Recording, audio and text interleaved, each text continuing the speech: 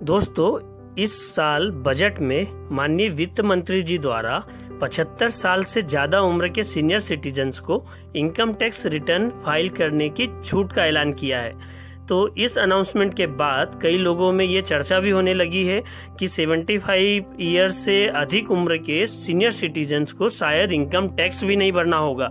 तो ये एक गलत इंटरप्रिटेशन है।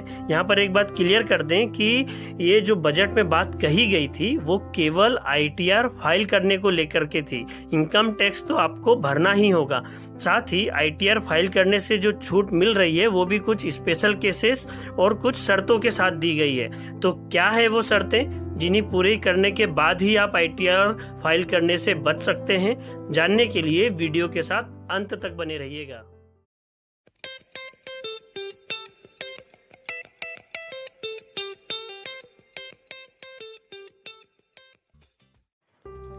दोस्तों, यह छूट वास्तव में टैक्स चुकाने से नहीं मिली है, बल्कि सिर्फ और सिर्फ रिटर्न फाइल करने को लेकर के मिली है, जिसमें कि कुछ शर्तें भी जोड़ दी गई है। तो बात करते हैं पहली शर्त की। यह है कि सीनियर सिटीजन की कमाई का जरिया सिर्फ पेंशन और ब्याज होना चाहिए, कमाई का और कोई दूसरा जरिया नहीं होना चाहिए।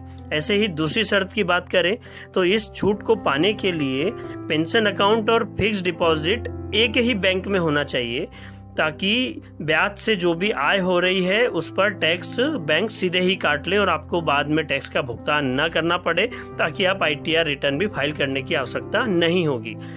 तीसरी शर्त यह है कि अगर आपके एक से अधिक बैंकों में फिक्स डिपॉजिट हैं तो आप इस छूट का फायदा नहीं ले सकते हैं, आपको ITR फाइल करना ही होगा।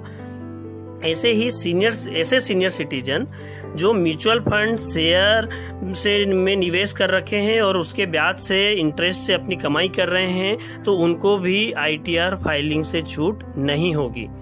तो यदि अधिक टैक्स भी काटा गया है तो भी रिफंड पाने के लिए आप जैसे सीनियर सिटीजन्स को ITR फाइल करना ही होगा।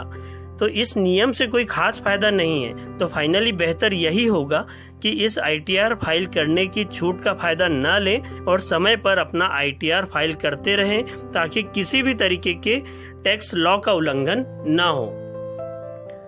तो दोस्तों, ये था एक क्लेरिफिकेशन वीडियो जो कि वित्त मंत्रालय द्वारा जो आदेश आया था बजट में कि सीनियर सिटीजन्स को इनकम टैक्स रिटर्न फाइल नहीं करना होगा, उसके लिए। ऐसे ही और जानकारी के लिए चैनल सब्सक्राइब करें, वीडियो लाइक करें और शेयर जरूर कीजिएगा। देखते रहिए, सीखते रहिए।